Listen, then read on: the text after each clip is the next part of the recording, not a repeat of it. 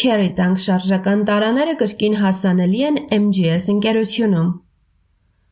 Դրանք նախատեսված են վառելիքի անվտանգ պահպանման, տեղափոխման և պոմպացման համար։ Օգտագործվում են ինչպես դիզելային, այնպես էլ բենզինային վառելիքի լիցքավորման ոլորտում։ Այս մինի լցակայանները ներկայացված են 220, 330 և 440 լիտր տարողությամբ տարբերակներով։ Տարաները կահավորված են էլեկտրական պոմպով, ռետինե խողովակով